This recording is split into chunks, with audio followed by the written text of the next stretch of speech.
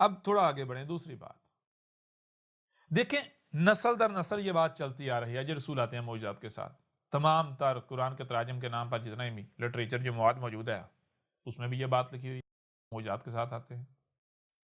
جو آپ کی روایات ہیں جنہیں آپ حدیث کا نام دیتے ہیں ان میں بھی یہ چیز موجود ہے، اور نسل در نسل یہ بات چلتی آ رہی ہے، ہر طرف ہر کسی سے آپ یہی سن رہے ہیں، جو رسول آتے ہیں معجزات کے ساتھ۔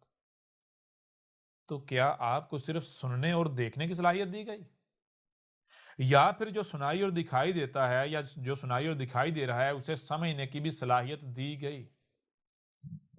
اگر تو آپ کو صرف سننے اور دیکھنے کی صلاحیت دی گئی تو پھر ٹھیک ہے، جو سنائی اور دکھائی دے رہا ہے اسے مانیں، لیکن اگر آپ کو جو سنائی اور دکھائی دے رہا ہے اسے سمجھنے کی بھی صلاحیت دی گئی تو پھر آپ کے اوپر یہ لازم ہے کہ آپ جو بھی سنائی اور دکھائی دے رہا ہے اسے سمجھو۔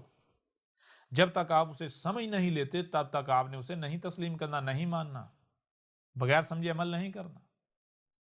تو ٹھیک ہے، جو بات آپ کہہ رہے ہیں یہ تو نسل در نسل چلی آ رہی ہے، اس کو رکھیں ایک سائیڈ پر۔ بھائی ایک دوسرا کام کرو، اس کے علاوہ ایک اور کام کرو، وہ کام یہ کرو کہ تم جو کہہ رہے ہو یا جو سنائی دے رہا ہے، جو دکھائی دے رہا ہے اسے سمجھو تو صحیح۔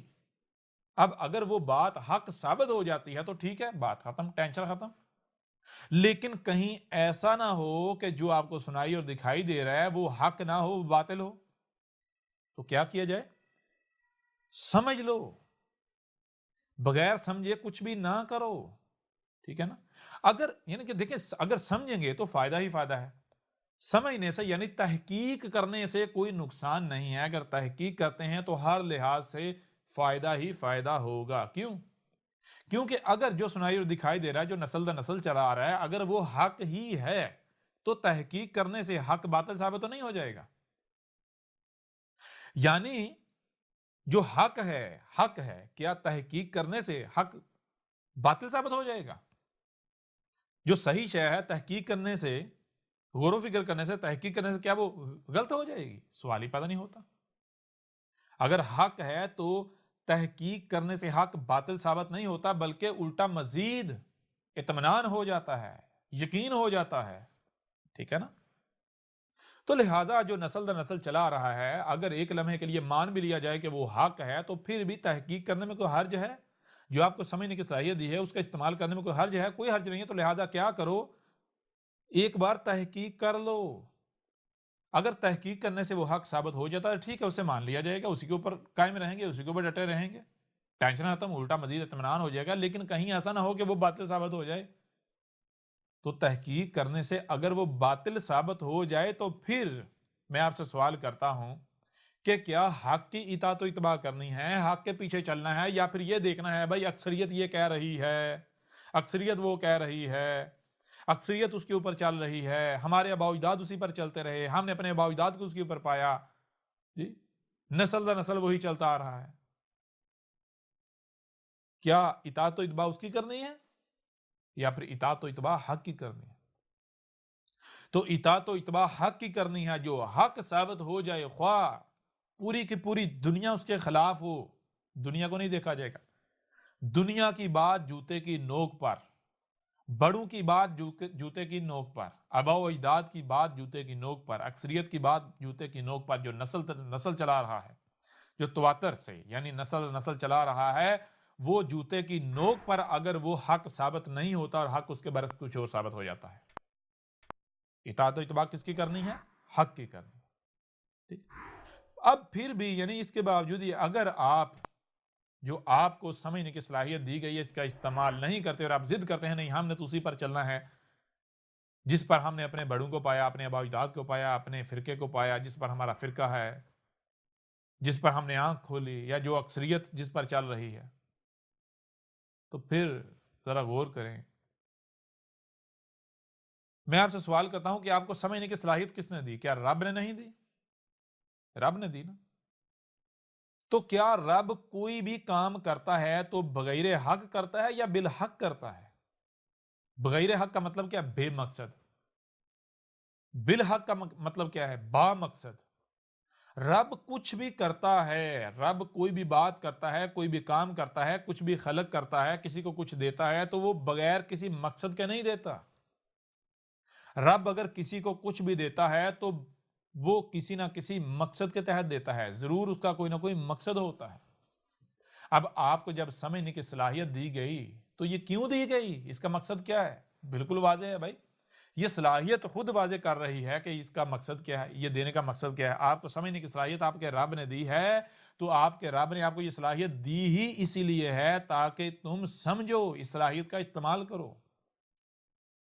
اس وقت تک عمل نہیں کرنا جب تک کہ تم سمجھ نہیں لیتے۔ دیکھو، کوئی بھی عمل کرنا ہے تو کیا عمل بغیر کانوں آنکھوں کے کیا جا سکتا ہے؟ بغیر عقل کے کیا جا سکتا ہے؟ نہیں۔ یا پھر ذرا اس سے بھی تھوڑا پیچھے آ جاؤ، تمہیں کیا کچھ دیا گیا؟ تمہیں 3 طرح کی صلاحیتیں دی گئی ہیں، 3 طرح کی۔ نمبر 1، سننے اور دیکھنے کی صلاحیت دی گئی۔ نمبر 2، جو سنائی اور دکھائی دے رہا ہے اسے سمجھنے کی صلاحیت دی گئی۔ نمبر 3، جو سمجھ لیتے ہیں آپ، جو سمجھتے ہیں وہ آپ یعنی کہ عمل کرنے کی بھی آپ کو صلاحیت دی گئی۔ اب ذرا آپ ایسا کرو، ترتیب میں لے کرو۔ حق کیا ہے؟ حق ترتیب۔ اس کو دیکھو، اس کا حق ہونا کیا ہے؟ حق ہونا یہ ہے کہ پہلے عمل نہیں کیا جائے گا، ٹھیک ہے نا؟ عمل کرنے کے لیے علم کا ہونا شرط ہے، علم کے لیے کانوں اور آنکھوں کا ہونا شرط ہے، سنائی اور دکھائی دینا شرط ہے۔ لہٰذا پہلے کیا آئے گا؟ پہلے ہاتھ پاؤں یا یعنی عمل نہیں آئے گا، یا پہلے کیا آئے گا؟ پہلے آئے گا سننا اور دیکھنا۔ یا اسی طرح کیا جو سمجھنا ہے، کیا سمجھنا پہلے آتا ہے یا بعد میں آتا ہے؟ تو نہیں، پتا چلے گا نہیں بھائی، سمجھنا تو درمیان میں آتا ہے۔ کیوں؟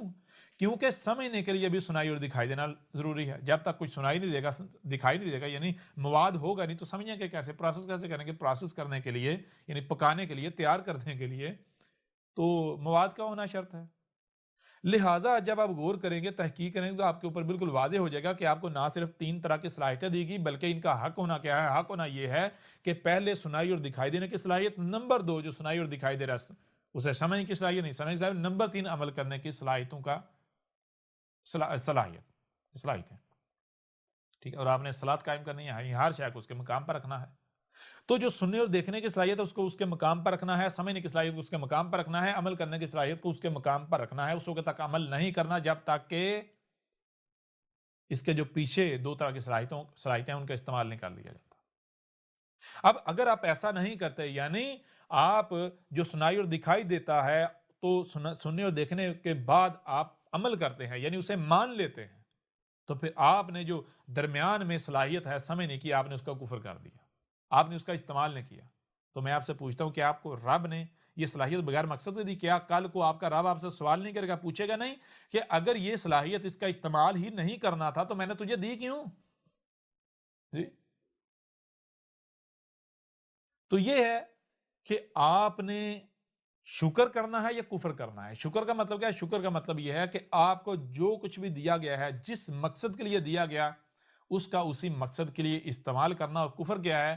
کہ آپ کو جو کچھ بھی دیا گیا ہے اس کا اس مقصد کے لیے استعمال کرنے سے انکار کر دینا۔ جس مقصد کے لیے دیا گیا ہے اس مقصد کے لیے استعمال کرنے سے انکار کا مطلب کیا ہے؟ کہ آپ اس کا ظاہری بات ہے، جو کچھ بھی آپ کے پاس ہے اس کا استعمال تو کریں گے نا۔ تو پھر استعمال کہاں کریں گے؟ آپ استعمال کریں گے اپنی خواہشات کی اتباع میں، جہاں آپ کا دل کرے گا، بغیر حق استعمال کریں گے۔ ان صلاحیتوں کا استعمال وہاں کریں گے جہاں ان کا مقام نہیں ہے، ٹھیک ہے نا؟ تو ذرا غور کریں، اگر آپ جو بھی سن رہے ہیں، جو دیکھ رہے ہیں، اسی کو مان لیتے ہیں، اندھوں کی طرح اپنے آباء و اجداد کے پیچھے چلتے ہیں، بغیر سمجھے اپنے آباء و اجداد کے پیچھے، بڑوں کے پیچھے، اکثریت کے پیچھے چلتے ہیں، یا کوئی بات کرتے ہیں، تو میں آپ سے سوال کرتا ہوں، کیا آپ کے رب نے آپ کو سمجھنے کی صلاحیت بے مقصد میں دے دی، فضول میں دے دی؟ کیا کل کو آپ کا رب آپ سے سوال نہیں کرے گا؟ اور جب آپ کا رب آپ سے سوال کرے گا تو میں آپ سے سوال کرتا ہوں کہ جن ملاٹوں کے پیچھے آپ چل رہے ہیں آج، جن آباء و اجداد کے پیچھے آپ چل رہے ہیں، جس اکثریت کے پیچھے آپ چل رہے ہیں، یا جس کو بھی بنیاد بنا کر آپ سوچنے سمجھنے کی صلاحیت کا استعمال نہیں کر رہے، تحقیق نہیں کر رہے، تو کیا ان میں سے کوئی بھی کل کو آپ کو بچا لے گا؟ کیا کل کو کوئی بھی آپ کی جگہ امتحان دے لے گا؟ آپ کے سوال کا جواب وہ دے لے گا؟ آپ کی مدد کرے گا؟ رب سے آپ کو بچا لے گا؟ کیا وہ رب کے ہاں سفارش کر پائے گا؟ بتائیں ذرا، چھڑوا لے گا آپ کو؟ بچا لے گا آپ کو؟ اگر تو کوئی بچا لے گا تو پھر تو ٹھیک ہے بھائی، ان کے پیچھے چلو، ٹھیک ہے، رب کی بات نہ مانو، ان کے پیچھے چلو۔ لیکن اگر کوئی نہیں بچا پائے گا، ٹھیک ہے نا، تو پھر آج جان لو، آج تمہارے پاس موقع ہے، آج تمہارے پاس وقت ہے، اگر حق کے طلبگار ہو تو یہ مت دیکھو تمہارے سامنے کون ہے، ذرا غور کرو. بات ماننا، اگر یعنی کسی کو دنیا میں کسی کو حق حاصل ہے رب کے بعد یا رب کے علاوہ، تو کس کو حق حاصل ہے؟ وہ تو آپ کے والدین ہیں، جنہوں نے نہ صرف آپ کو جنم دیا بلکہ آپ کو بات کرنے کے قابل بنایا، آپ کو عمل کرنے کے قابل بنایا. ٹھیک ہے نا؟ یعنی جنہوں نے آپ کو بنایا، آپ کو اس قابل بنایا کہ آپ عمل کر سکیں. آپ کے والدین نے آپ کو جنم دیا نا، جب آپ کو جنم دیا، نہیں آپ کا وجود نہیں تھا نا، تو وجود کس نے دیا؟ آپ کے والدین نے. جب آپ کا وجود آپ کے والدین نے دیا، آپ کے والدین نے دیا، پھر جب وجود دیا گیا، آپ کو وجود میں لایا گیا، تو آپ بول نہیں سکتے تھے، دیکھ نہیں سکتے تھے، خود سے ہل نہیں سکتے تھے، کچھ کر نہیں سکتے تھے، کھا نہیں سکتے تھے، پی نہیں سکتے، کچھ نہیں سکتے تھے. تو یہ صلاحیتیں اگر غور کیا جائے تو کس کی وجہ سے ہیں آپ کے پاس؟ کس کی مرہون منت ہیں؟ کیا آپ کے بڑوں کی وجہ سے نہیں؟ آپ کے والدین کی وجہ سے نہیں، جنہوں نے آپ کو پالا پوسا، بڑا کیا، آپ کا خیال رکھا، آپ کی دیکھ بھال کی؟ یوں اگر اس لحاظ سے دیکھا جائے تو یہ حق تو انہیں حاصل ہے کہ جو بھی وہ بات کریں ان کی بات کو مان لیا جائے. اس کے باوجود کیا یہ حق انہیں دیا گیا؟ نہیں، بلکہ یہ حق رب کے پاس ہے. ٹھیک ہے، رب کے پاس ہے. کیونکہ جب غور کیا جائے تو پتہ چلتا ہے بھائی ہمارے رب ہمیں وجود میں لانے والے، یہ صلاحیتیں دینے والے صرف ہمارے والدین نہیں ہیں، بلکہ ہمارے والدین بھی کسی اور کے محتاج ہیں. اور کیا ہے؟ وہ یہی کائنات، یہی وجود. رب ہمارے صرف یہ والدین ثابت نہیں ہوتے جب بندہ باشعور ہو جاتا ہے، یعنی جب تک بندہ بچہ ہوتا ہے، باشعور نہیں ہوتا، تب تک وہ دیکھتا ہے یہ ہیں، انہوں نے مجھے وجود دیا ہے، یہ میری ضروریات پوری کر رہے ہیں، یہ مجھے کھانے کو دے رہے ہیں، پینے کو دے رہے ہیں، رہنے کو دے رہے ہیں، میری دیکھ بھال کریں، لہٰذا میرے اوپر لازم ہے کہ انہی کی بات مانوں، میرے رب یہ ہے. لیکن جب بندہ باشعور ہو جاتا ہے تو پھر اس کے اوپر واضح ہو جاتا ہے کہ میرے رب صرف یہ نہیں ہیں، بلکہ ان کے پیچھے اور بھی ہے. وہ کیا ہے؟ یہ کائنات، میری تخلیق، اور جو کچھ مجھے دیا گیا، مجھے سوچنے کی صلاحیت، سمجھنے کی صلاحیت، دیکھنے کی، کھانے کی، پینے کی، چلنے کی، جو کچھ بھی ہے، یہ مجھے کون؟ یہ صرف میرے والدین نہیں بلکہ ان کے علاوہ، ان کے پیچھے کون؟ یہ کائنات ہے. یہ تو لہٰذا اگر کوئی بھی عمل کرنا ہے، ان صلاحیتوں کا استعمال کرنا ہے، تو کس کے لیے کرنا ہے؟ کائنات کے لیے کرنا ہے. کائنات کے بعد اگر کسی کو حق حاصل ہے تو وہ کس کو ہے؟ وہ والدین کے. اس کے باوجود بھی والدین کی بات کبھی اس وقت تک نہیں مانا جائے گا جب تک کہ سمجھ نہیں لیا جاتا، وہ حق ثابت نہیں ہو جاتی. تو آپ کیا کر رہے ہیں؟ آپ اپنے ملاٹوں کے پیچھے چل رہے ہیں، اپنے ملاٹوں کی اندھو کی طرح مان رہے ہیں. کوئی بنیاد ہے؟ کس بنیاد پر آپ ان کے پیچھے چل رہے ہیں؟ کس بنیاد پر آپ ان کی مان رہے ہیں؟ بات ملاٹوں کی ماننی ہے، بڑوں کی ماننی ہے، والدین کی ماننی ہے، اکثریت کی ماننی ہے، یا پھر جو حق ثابت ہو جائے اس کے اوپر چلنا ہے، رب کی ماننی ہے. ٹھیک ہے نا؟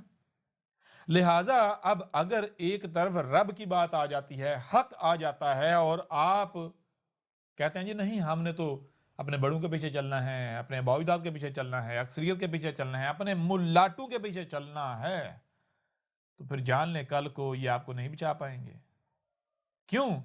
کیونکہ دیکھیں، غور کریں، اگر آپ کسی کے پیچھے چلتے ہیں، کسی کے پیچھے چلتے ہیں، تو ایک ہی صورت میں آپ کسی کے پیچھے چل سکتے ہیں. وہ صورت کیا؟ وہ صورت یہ ہے کہ کیا آپ کے پاس شعور نہیں ہے، سمجھنے کی صلاحیت نہیں ہے.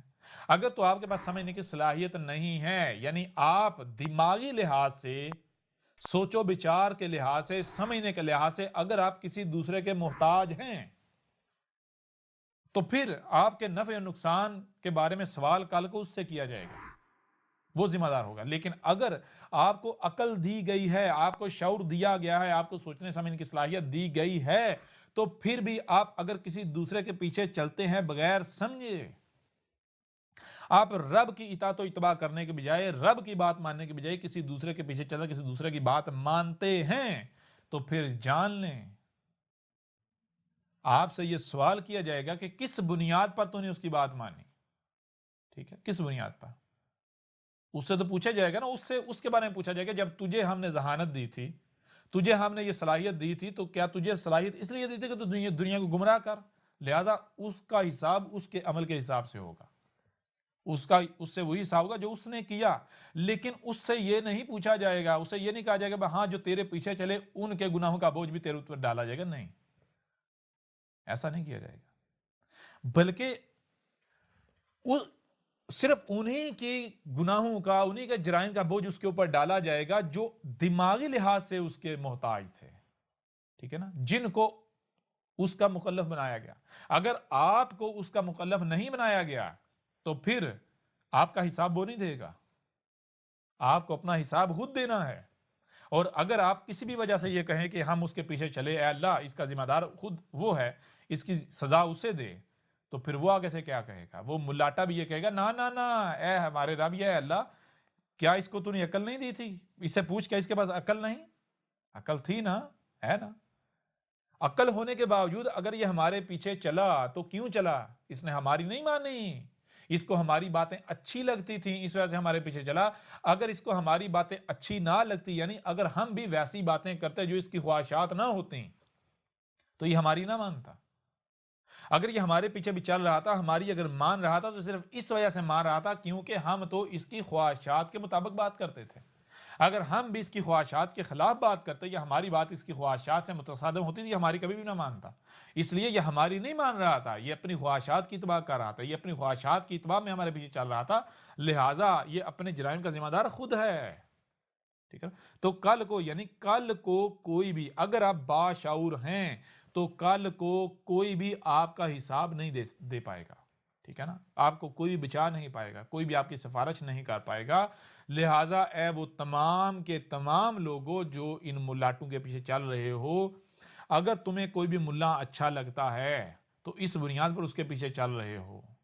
اگر تمہارا کوئی رشتہ دار ہے، تمہارے گلی کا ہے، تمہارے محلے کا ہے، تمہارے فرقے کا ہے، تمہارے گروہ کا ہے، یا تمہیں اچھا لگتا ہے، یا تم اس کے فین ہو چکے ہوئے ہو، تمہیں اس کی شکل پسند ہے، تمہیں اس کی جو ہے وہ عادات پسند ہیں، تو اس بنیاد پر اگر تم اس کے پیچھے چل رہے ہو تو اپنی آنکھیں کھول لو۔ اگر وہ کوئی غلط بات کرتا ہے تو اس وجہ سے اس کی غلط بات کو نظر انداز مت کرو، اس کے جرائم کو نظر انداز مت کرو، ٹھیک ہے نا، ورنہ نقصان تمہارا اپنا ہے، ٹھیک ہے نا، مارے جاؤ گے، وہ کل کو تمہیں نہیں بچا پائے گا۔ کسی بھی پھکی فروش کے پیچھے نہ چلو، اس طرح تحقیق کرو، غور و فکر کرو، ٹھیک ہے نا۔ اور جو ایسے پھکی فروش بھی ہیں جو انتہائی مکار ہیں، چالاک ہیں، ٹھیک ہے نا، وہ انتہائی چالاکی سے، مکاری سے تمہیں اپنے پیچھے چلا رہے ہیں، تم ان کے پیچھے چل رہے ہو، ٹھیک ہے نا۔ لہٰذا آج ذرا دیکھو، غور کرو، ٹھیک ہے، ذرا غور کرو، کوئی بھی شخص ہے، آپ کو لگتا ہے کہ بھائی یہ باقی سب کے مقابلے پر یہ حق ہے، ٹھیک ہے، آپ کو حق حاصل ہے کہ آپ اس کے پیچھے چلیں، کیوں جی؟ کیونکہ بھائی ہم نے سب کی سن لی اور یہ جو ہے یہ اس کی بات سب سے بہتر ہے۔ لیکن اگر اس کی باتوں کو بھی غلط کوئی ثابت کرنے والا آ جاتا ہے، کوئی ایسی شخصیت آ جاتی ہے کہ جو یہ ثابت کرتی ہے کہ بھائی وہ بھی غلط ہے، تو پھر بھی آپ اگر اس کے پیچھے چلتے ہو تو پھر آپ حق کی اتباع نہیں کر رہے، بلکہ آپ اپنی خواہشات کی اتباع کر رہے، کیونکہ حق کی اگر آپ اتباع کر رہے ہوتے تو جو آپ کا دعویٰ تھا بھائی ہم اس کے پیچھے تو اس لیے چل رہے ہیں کیونکہ اس نے تو سارے فرقوں کو جو ہے چیلنج کیا، سارے، یہ تو بالکل الگ بات کرتا ہے، یہ تو جناب اللہ اور اس کے رسول کی بات کرتا ہے، یہ تو حق بات کرتا ہے، اس وجہ سے ہم اس کے پیچھے چل رہے ہیں۔ تو پھر آپ کو اپنے صرف یہ نہیں کہ زبان سے دعویٰ کرو، آپ کو اپنے عمل سے بھی یہ سچ ثابت کرنا ہوگا کہ ہاں ہم واقعتاً اگر ہم اس کے پیچھے چل رہے ہیں تو صرف اس وجہ سے چل رہے ہیں کیونکہ ہم نے سب کو سنا اور سب میں یہ جو ہے اس کی بات ٹاپ پر آتی ہے، اس وجہ سے ہم اس کے پیچھے چل رہے ہیں۔ احمد عیسیٰ کون ہے؟ کیا آپ احمد عیسیٰ کو جانتے ہیں؟ احمد عیسیٰ وہ ہے جس نے ان باتوں پر سے پردہ اٹھایا ہے جس پر آج ہر کوئی اختلاف کر رہا ہے۔ حق اور باطل کی پہچان اب انتہائی آسان۔ آج ہی الکتاب کو ڈاؤن لوڈ کریں۔ مزید ویڈیوز کے لیے احمد عیسیٰ کے یوٹیوب چینل کو وزٹ کریں اور چینل کو سبسکرائب کرنا مت بھولیے گا۔